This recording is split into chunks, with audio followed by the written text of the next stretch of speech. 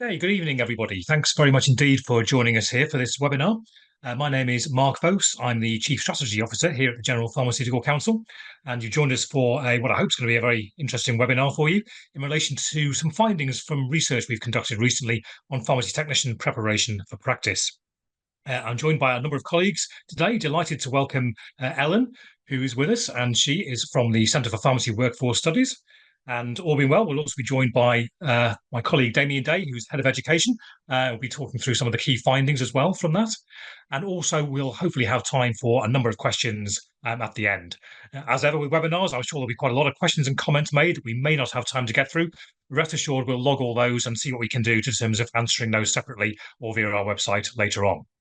So just in terms by way of introduction, I mean, clearly pharmacy technicians are playing such an important role across our healthcare delivery in all number of different settings, whether that's in community, in hospital, in care homes, and even the armed services. And it's hugely important for us as a regulator to make sure that we are doing the right thing in terms of our initial education and training, that we're preparing people for practice properly. And the most recent standards that we completed in 2017 were quite a significant departure and resulted in quite a detailed implementation period before in 2019, most courses were ready. So this research was very important for us in terms of identifying how those technicians who'd recently gone through the most recent standards had felt themselves prepared for practice and how employers had felt about that as well. So I think we've got some really good information arising out of this, and that's going to play us or help us enormously as we think through any future standards. And hopefully it'll be thought-provoking for you in terms of what's actually been discovered or resonate with some of your own experiences or those of your colleagues and friends. I look forward to receiving any comments and questions towards the end or throughout the session as well. So, okay, without further ado, I will hand over to Ellen, who I think is going to take us through the actual methodology for the research. So, Ellen, over to you. Hello and good evening, everybody. So I'm sharing my screen. Can you all see the presentation, hopefully? So we were commissioned by the GPHC to undertake this piece of work, and I'd just like to acknowledge the people that we work with. It was actually led by ICF, who we work with quite a lot, specifically by Aidan Moss, and from the University of Manchester, we have myself and also Sarah Willis. We were more kind of consulting or being consulted on the methods and also the findings, interpretations, and so on. So the aim, what we were asked to do was to generate insights on to help the GPHC to understand the impact of the most recent standards for pharmacy technicians on their skills, on their performance, and obviously for this to feed in, which is part of this webinar today. So the main aims were to assess the impact of the standards on course delivery and how the course delivery may have changed, to understand what the current initial education and training, how it prepares pharmacy technicians for practice, and to assess the impact of the current standards on the performance of new registrants also, and to actually get perspectives from both providers, education providers, and registrants themselves on these standards. So that's what we were tasked with doing. I just thought I'd set that out before actually talking a little bit about what we did. So we did what we called a mixed methods study, and we did an online survey with pharmacy technicians. One could argue that maybe we could have done interviews, but actually the advantage that we had was that we did a study for the GPHC back in 2013, looking at the previous studies and the quality of pharmacy education, actually to use it who registered under the new standards, so the 2017. So people were registered since 2021. A lot of care went into making sure that that was actually the case. We used reminders to try and get a good response rate, and I go through some of the questions that we actually asked, so you get an idea. And really I'm doing that detail because we can't cover everything in an hour's webinar, and actually I'd encourage you to look at the full report to find out more.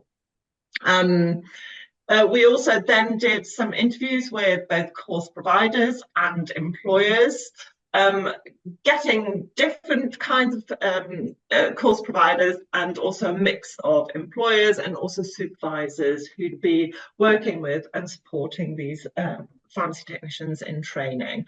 All of that happened roughly around the summer of last year. So as I said, actually the survey was based on the survey that we did for the GPHC back in 2013. Obviously there were some changes that we needed to make because we now have an integrated qualifications, but actually we were able to make some comparisons, and for interest I've put there where you can find the previous report as well, should you be interested in actually looking at that and making up your own minds. So what we looked at were a little bit of background about these recently registered pharmacy technicians. What were their motivations? What were their background before they actually started? What type of course provider did they use? Was it face-to-face or online provision, distance provider, all the different versions that are available? Then we asked them about how long it actually took and who funded their training. And then various bits around experience of the education that they actually underwent, and I go through some of the detail because we structured it under a whole load of sections, and you'll see that this was a reasonably lengthy survey with some open comments as well. So we started with some overarching views on their preparedness for practice, and then ask them about experiences in the workplace. So where did they actually do their training, the numbers of hours that they worked, salary they got, the study time overall study time, actually how much of that was in paid work time, how much support they got from their employer, and also something about the clarity of their role, what was their work-life balance, their application of learning.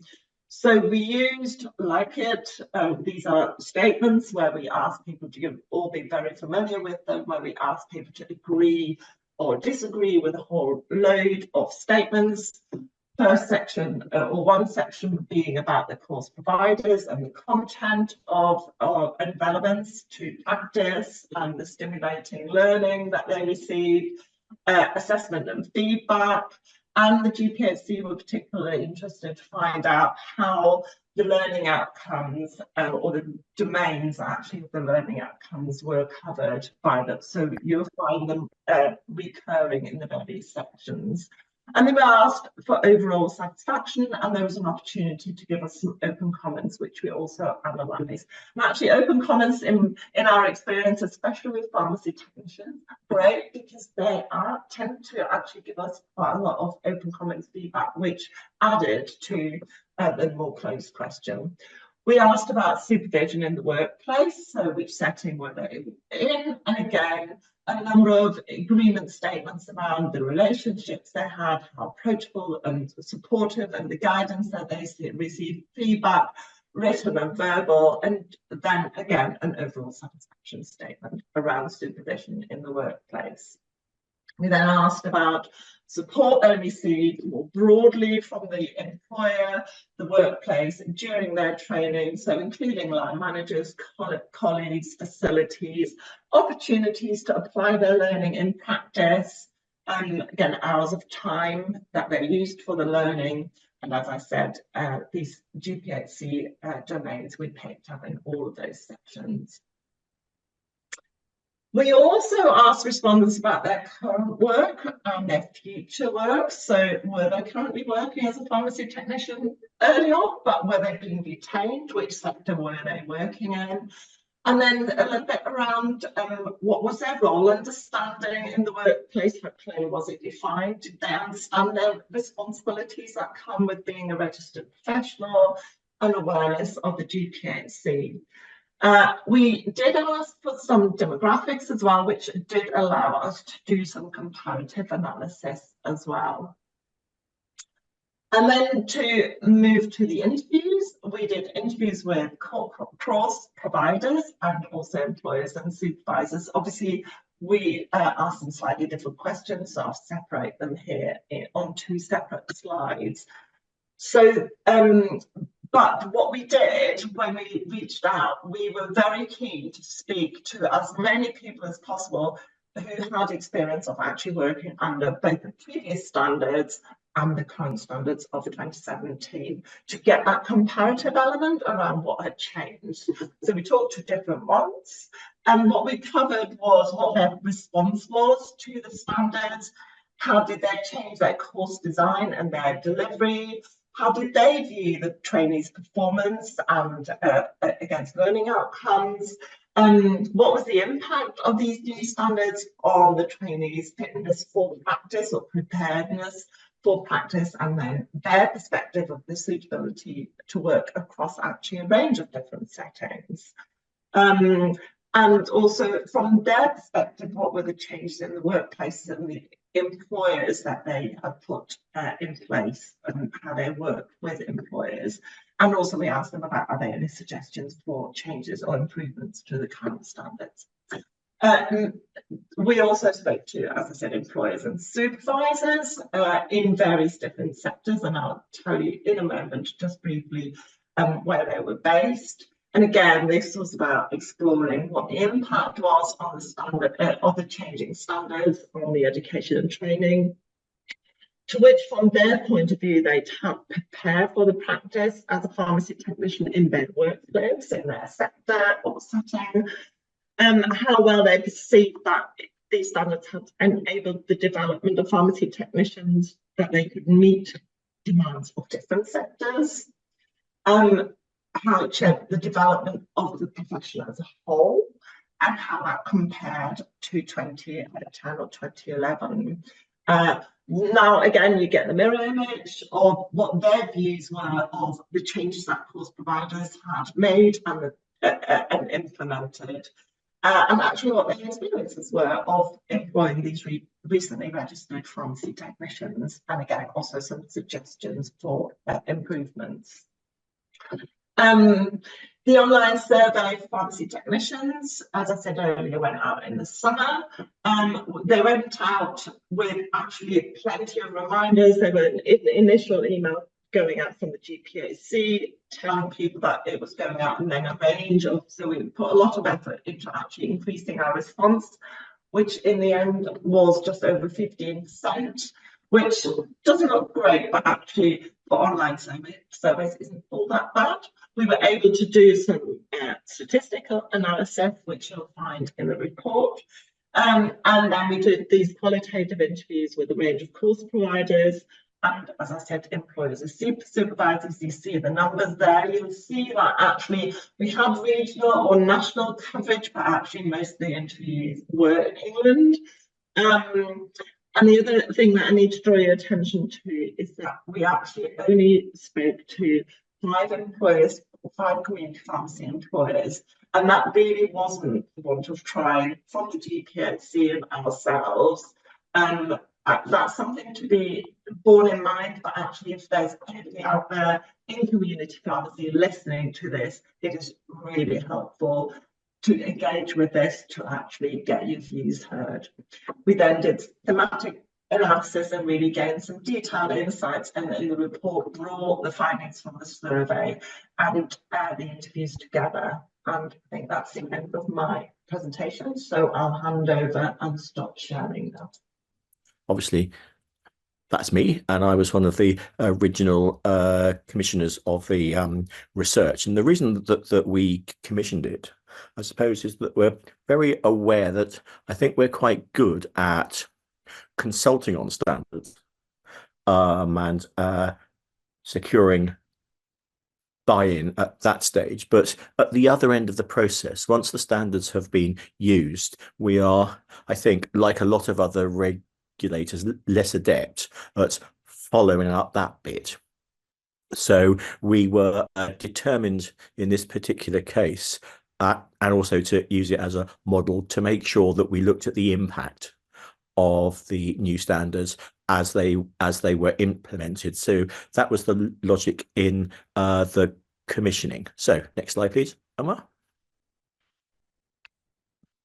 So there's some background. There's some key, that overlaps a bit with Ellen. There's some key findings, in other words, I suppose, the headlines. Matters for us to consider. And then, of course, next, because the research is part of the journey to actually writing new standards and then consulting on them and then implementing them. So overall, there's some way to go, but I think it's quite helpful that we have the research as a means of reflecting on what we found and seeing if there was a genuine impact. So next slide. So yes, so we commissioned the work from ICF and the Centre for Pharmacy Workforce Studies, as I say, to actually work out what the impact was. And so there's a survey from a reasonable number of recently registered pharmacy technicians. As Ellen has said, the response rate might look quite low, but that's about right nowadays for online surveys. And then we do also have the qualitative interviews as well. So we could cross-reference what the trainees said with employees and supervisors. So and also added into the mix was the course providers. So we have a fairly representative mix. I mean, I suppose you would always like more, but you do have to be pragmatic about what you can actually get. And I know that Ellen and her colleagues tried extremely hard to get as many responses as they could. So next slide.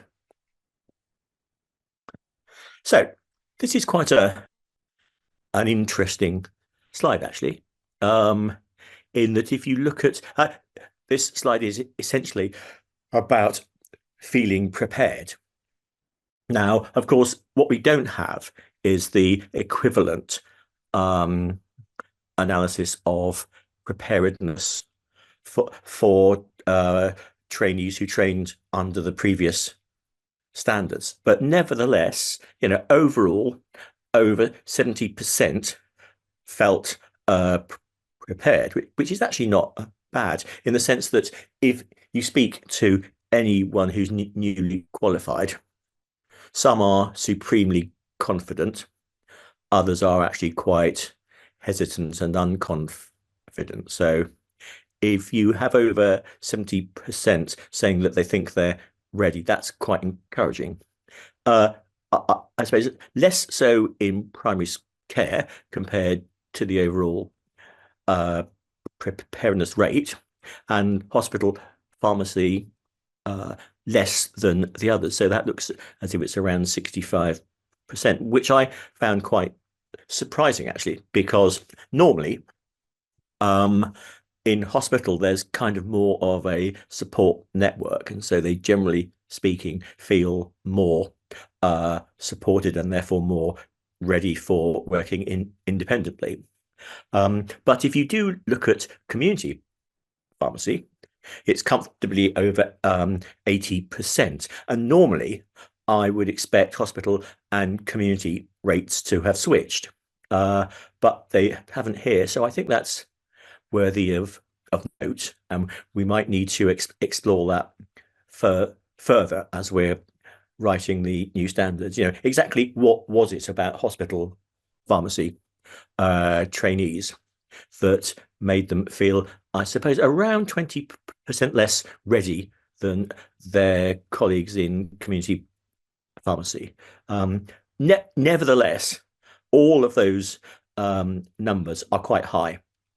So there's nothing there that's alarming, but nevertheless, there is variation. So next slide, please. Here's a quote about a course that basically there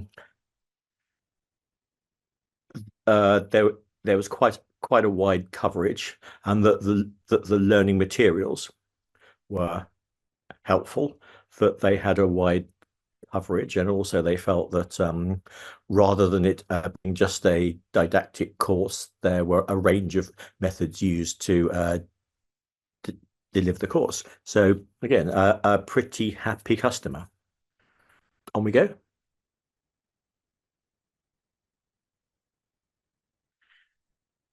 Yeah. So, I mean, again, generally happy in that their knowledge increased and their understanding of the role, but I suppose not the nitty-gritty of work. And of course, I suppose maybe that's because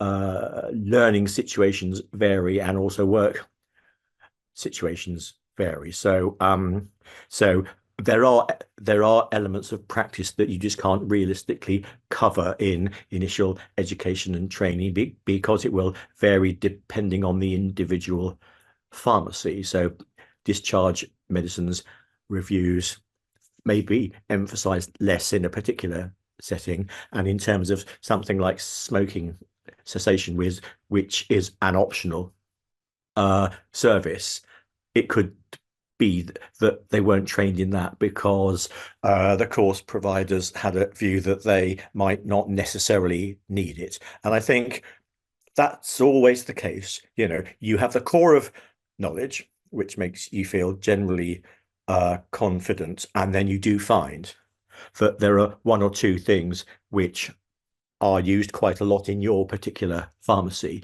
but aren't necessarily used by everybody. And that, as a course provider and also us as standards writers, is what we have to cope with. We have to look at what the majority will do and make sure that they're trained to do that, whilst acknowledging at the same time that there'll be one or two things that they may need upskilling for once they're in a particular setting.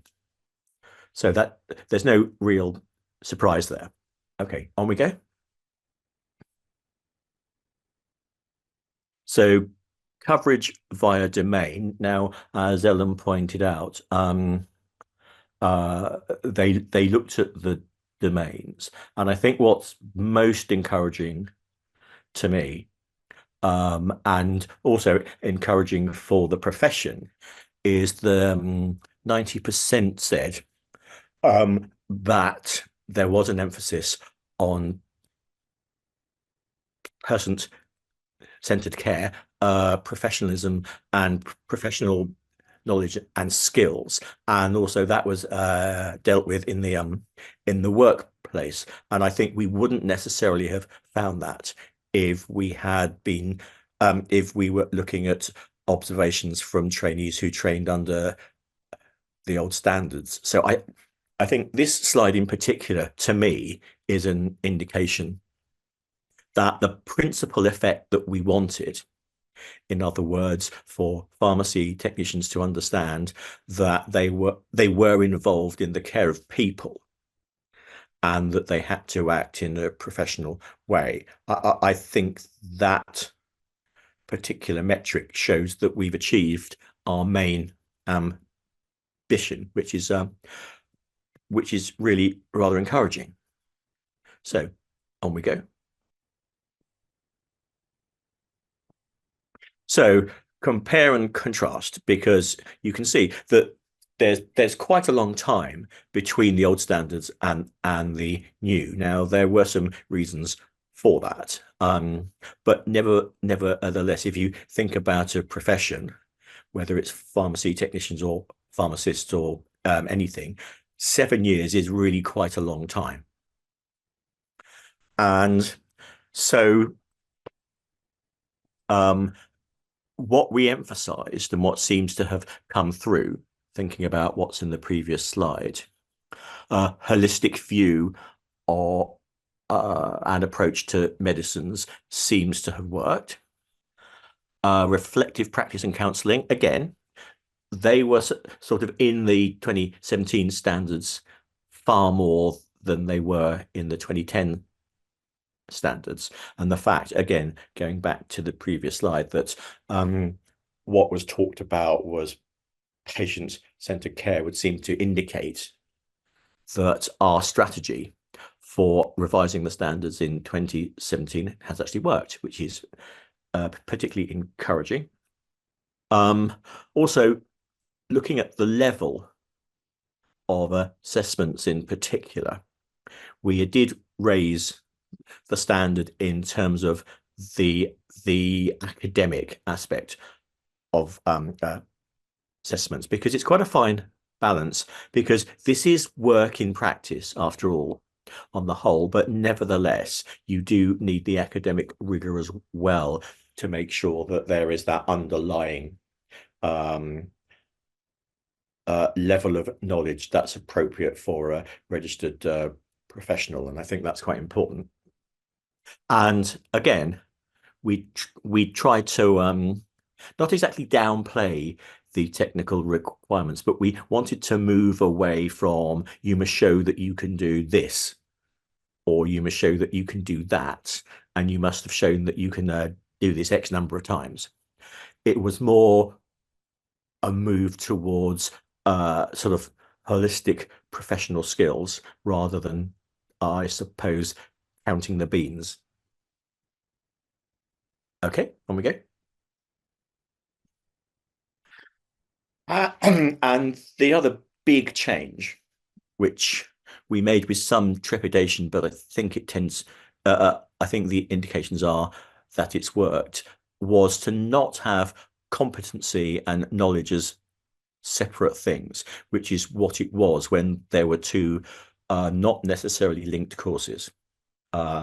So there was the competence one, which was sort of observation in the workplace, and there was the knowledge one, which was either online or taught in FE colleges or other settings. We made it very clear in the 2017 standards that they were inextricably linked, and that you had to do both at the same time. So it's one chunkier course rather than two thinner ones, and that seems to have worked, I think.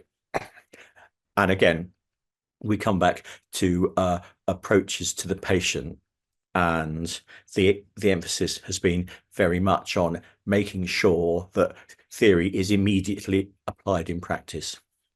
So that hopefully avoids you learning something, then you forget what you've learned. And then you have to relearn it later on across the 2 years. So I think we can say with a reasonable amount of confidence that that's worked. On we go. So things that we might want to consider. Accuracy checking always comes up. I think, well, my personal view is that accuracy checking is actually in there, and that it's not really a specialist skill. It should be a generalist skill that you should expect all pharmacy technicians to actually do. There have been moves to make it a restricted act for pharmacy technicians, but we don't think that's the way forward, and we don't think it's necessary. There have been queries about whether or not you can have multi-sector training in a pharmacy technician, and the answer is, in principle, there's no reason why you can't. I think supervision will always be there as an issue, because it depends on the quality of your supervisors and the volume of supervision that you have when you're in the practice setting. So I think that's just something that we have to acknowledge is an issue that we always have to work on. And then there's level, which crops up a lot. So at the moment, the level is a minimum of NVQ level 3, although there are emerging courses at level 4. And also along the way, it's been raised with us whether or not we should have a degree level pharmacy technician training. I suppose the caution is be careful what you ask for, because the majority of pharmacy technicians wouldn't meet the minimum level for matriculation at a university. So were it to become a graduate profession, either you would have to significantly change the profile of the applicants, or accept that there would be a very, very significant lowering in the number of eligible trainees. Okay, on we go. So our next steps, having read and listed the research, are to work with stakeholders before we consult. And that will, I think, mainly be in the manner of focus groups, because we tend to find that actually smaller, more concentrated groups tend to be more useful on the whole. And then, of course, we have to consult on the revised standards, and that would be somewhere in 2024, depending on what we hear from the focus groups and the pre-consultation engagement. And then, of course, we come on to the actual implementation of the standards, which would be in 2025 at some stage. So we do have to firm up exactly when that would be, but to a certain extent, it depends on, well, the first three things.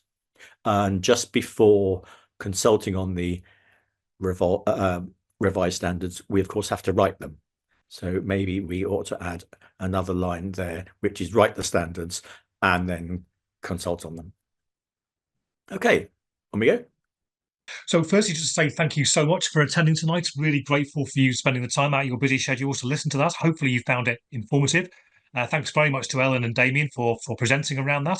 Apologies, we had a few slight sound issues at the start of Ellen's presentation, but hopefully that sort of eased its way through, and with the information on the slide, you were able to see and hear most of the stuff there. And thanks also to my colleagues Farima, who's been involved heavily in this work with the research, and also Laura and Omar for organising this. I'm really encouraged by the very thoughtful questions that came through as well tonight. I think the combination of those with research findings is giving us a very good sense of the issues we need to be addressing through the new standards. There are some very sort of specific and practical points in there around things such as accuracy checking, and around things, for example, about access to pharmacy technicians over the course of other technicians over the course of your training, but also some of the wider systemic type issues, I think, in terms of what support may be required for newly qualified, and the big question which we just touched on there in terms of the levels, where there's all manner of different implications around that. So I don't want to shy away from any of those particular points as part of the sort of further engagement and consultations around that. And I think underpinning all of this, or sitting over it all really, rather than underpinning it, is that sense of understanding across the pharmacy professions as a whole and the system and other healthcare providers about the specific role and qualities and abilities of technicians, and making sure that's understood so technicians are equipped and are able to play the full role the skills and experience warrant. So lots of really good stuff for us to think about today. I think we'll be sending you a sort of feedback survey from this, so please do complete that if you have time to give us some further learning about how we produce and do these webinars as well. Other than that, just to say thank you once again, and thank you very much, and have a good evening. Thank you. Bye.